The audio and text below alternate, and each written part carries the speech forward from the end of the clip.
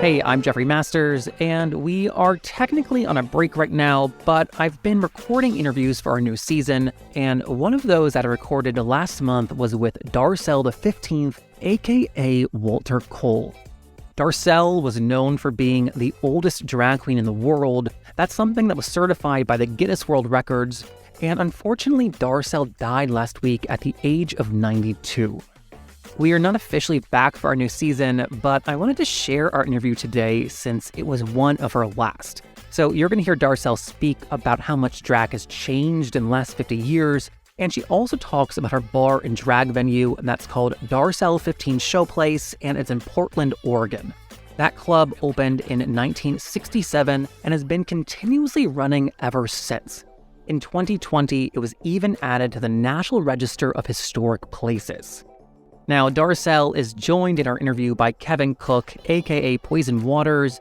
Poison is another great Portland drag queen who's performed and worked with Darcelle for many, many years and also lived just a few doors down.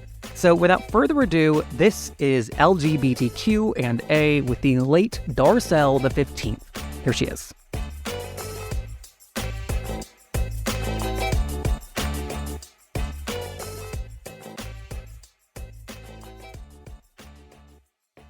I'm going to start at the beginning. You were doing drag in 67? 1967. I thought it was actually like illegal back then in terms of like regulations and like cross-dressing. It was never really illegal in Portland, in Oregon, but we didn't walk the streets in it. You know, we got up and did the show and went back to Levi's. What was Levi's? The blue jeans. Blue jeans. Oh, He's the saying he- pants. In drag and out of drag. At the club and not going, from home to the club to the car in drag. Like drag never left the club. No. Because it was still underground, but again, it wasn't illegal. It just was frowned upon and not widely accepted. So it was kind of like a speakeasy. If you knew, you knew.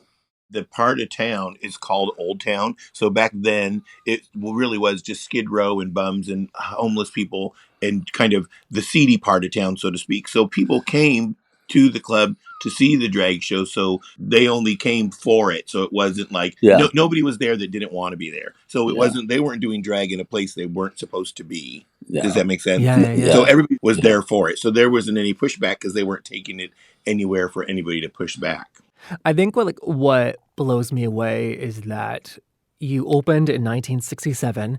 That's like 2 years before Stonewall, for context. And I mean, even like Stonewall has not been continuously running. It was a bagel shop, a Chinese restaurant, and yet you've been doing it ever since.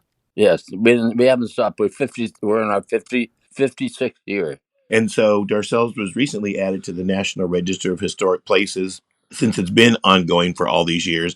And it's never, the COVID was the first time in all our history that we actually had to close. It was government mandated. So, of course, like everybody else, we were closed. Wow. And so many places, big and small, all around us, never came back.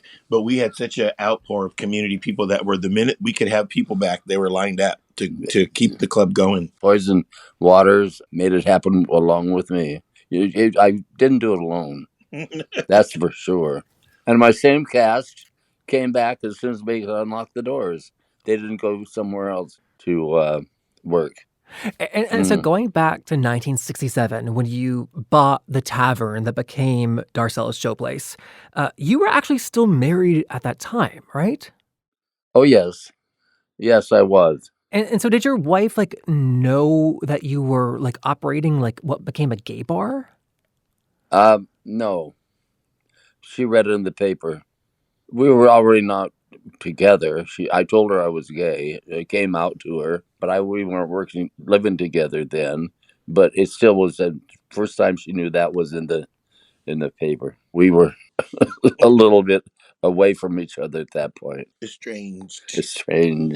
But that didn't last. Which doesn't last long. No, it didn't last. No, it didn't last long. We're family. I have a daughter and a son, and we have 2 grandchildren and 2 great-grandchildren. In terms of telling your family this, was the way they reacted to you being gay different than the way they reacted to finding out you were doing drag? Well, I don't think it mattered at all by then whether I was doing drag or how I was appearing on stage, because it was very popular. and their friends had all been in our neighborhood, and let's go see that bitch. Yeah. Yeah. I mean, I think that's true. It probably would have been. Now, I've never heard anybody ask that question before. That's a good question. I think if the club had not been a success in readily accepted by the community, mainstream community, I think they probably would have had a yeah, different yeah, idea. But they're like, hey, you're popular and you're on TV and you're making money. and all the city commissioners and the mayor and everything. The mayor was in the other day, and he said, "I want a picture of you. I've only got 2 years left, and you're not really the mayor until you take a picture with Darcelle." Yeah. Darcelle said all the mayors and the governors and everybody's come through. They were supportive. That's amazing. But like, at what point in like so you've been doing this for like more than 50 years. At what point did it become that kind of like celebrated thing where like the mayor or the governor wants to take a picture with Darcelle? I imagine that like with stigma and shame in like the 70s, that wasn't the case. Oh, that was in the 80s. Yeah, So it started to turn in the 80s. I think the 70s and I think the 80s. late 70s, early 80s, Darcelle, Yeah, because Portland really is such a unique city that Darcelle kind of became an unofficial mascot. And like Darcelle, to have Darcelle at your event was a big deal. And I think at that point, Darcelle had gotten so popular within the club, like we were saying, never really left the club. But then the invitation started to say, come out of the club and come into the city. and we've been open so long that I have people come in and say, "Well, I had my 21st birthday here, and now I'm 56," and bring their children in. Yeah. And so in terms of like the safety of it all, we're seeing like drag shows be like under like attack around the country by like state legislatures. In some places are met by like armed protesters. Have you guys experienced anything like that in Portland? There was the one gospel group in Old Town where we were picketed, and they'd only come on Friday and Saturday when the line was full. Big thing to do. Darcelle's Demons with signs and everything, and then they stopped. We Yeah, weren't mad at all. I wasn't upset. In fact, when they stopped coming, people said, "Where's the entertainment outside?" It was the pre-show. The pre-show. So they went away on their own eventually. Yes. Wow. I mean, while you're known for being a drag queen, like you had to be a businessman to like keep this club running for 50 years. Yeah. A big part of that too, like the business side was run by your partner Roxy, right? Right. Roxy was kind of like the artistic director of the whole thing. Yes. So all the visuals, and then Darcelle was the creative person to then figure it out. Roxy would say, here's what we want it to look like. Now you figure out how to do it. Yeah. And they did. And then in the business side, Roxy would handle the payroll and, the books, and Darcelle would handle the bookings and all the, they worked in tandem for, almost 50 years. Yeah. And so from the very beginning, you were always like partners in like love and business. Right. I met him at a gay bar, and then I drove him home, but nothing ever happened. He thought I had a sugar daddy somewhere. Why did he think that? because in the gay world, first thing you do is have sex, and then you enjoy who it is. How's that? For 3 months, nothing like that happened. We got to know each other, and I knew that this was more than something that just was a passing night. Oh, and what told you that? Just getting to know him. I knew it'd be better if we weren't just an over one night stand, and it worked. If we hadn't gotten together, there probably wouldn't be a Darcelle. How was he involved in like the building of like Darcelle? Well, first of all, he was one of the critics that I listened to. If anybody else told me the things he told me, I wouldn't have created what Darcelle is. And what he told me, I took and knew that it was for love and for caring. Like Roxy created Darcelle's look, like the face and how it the trademark appearance, and also came up with the name because he had worked with someone named Darcelle before. Denise Darcelle in Vegas. Oh wow! So like Darcelle was like very much like a group project. More like just a family job. none of this has been planned. Nothing was planned like that. It just happened. That's such like an intense collaboration. Like, what has it been like to like be like performing Darcelle now that he's like passed away? The night he died, I was at the hospital with him, and uh, I was thinking about going home, and I went downtown, and I didn't want the audience to know that had happened, and I got ready and did the show, and it was important to me to keep going, to keep going. It's amazing. All these years, I loved drag. Well, one thing I was wondering is that in recent years, we've seen like a massive like mainstreaming of drag, in part from Drag Race and other things. Like, how have you seen that change or affect like your business there? Well, it's good for us all. I never really watched Drag Race because it was always on when I was working. The thing is, it's so accessible now. If you wanted a dress in 1967, they didn't have dresses like that. You had to sew the pearls on, or sew the Yes, rhinestones, or yeah. glue that feathers Mhm. on. Well, now you just click on Amazon and it's at your house tomorrow. A full realized drag wig and lashes and all that stuff. All the queens now have such accessibility, and for the most part are using it to their advantage. So yeah, all of our cast members and even the queens around town, we have a huge drag community in Portland, and everybody's looking the best they ever have just because Yes, it's available and it's cheaper than it used to be. Oh, because I can get like a 24-inch pink wig at my door tomorrow.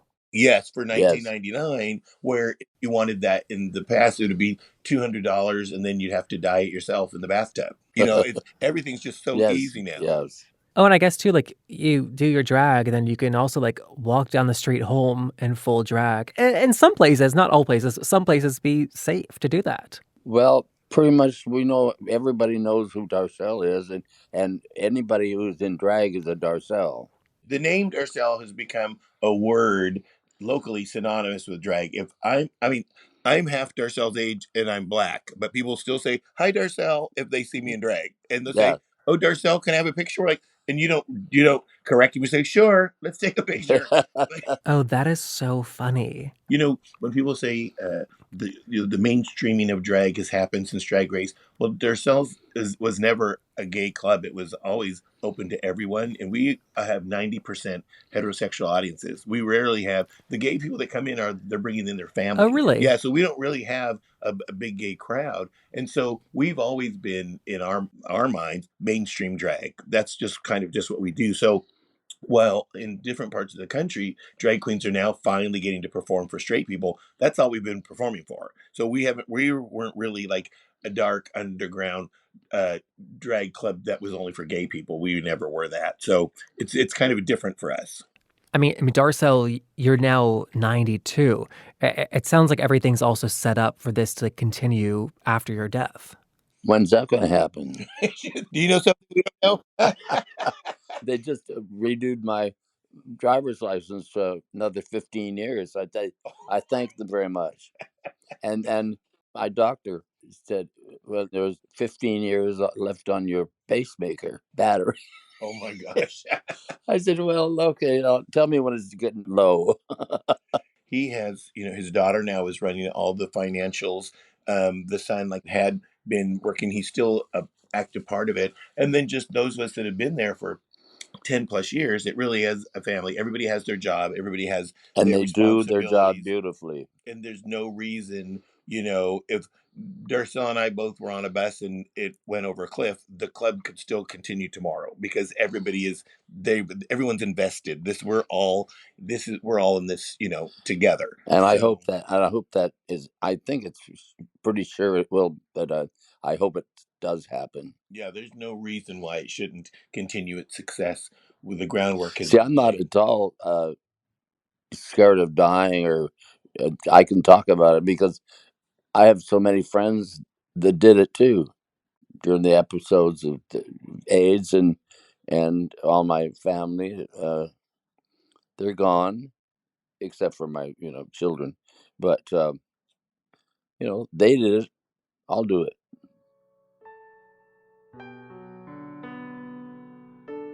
That's Darcelle XV, and she was joined by her friend Poison Waters.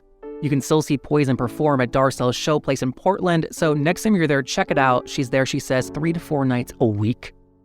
All right, that is it for our show today, but we will be back in a few months with a brand new season. So if you have any suggestions for guests, any great queer elders you want to hear from, please reach out and let me know. I'm on Twitter and Instagram at JeffMasters1. The show's on there at LGBTQpod, and we also have a website that's LGBTQpodcast.com. All right, I'll see you next time. Bye.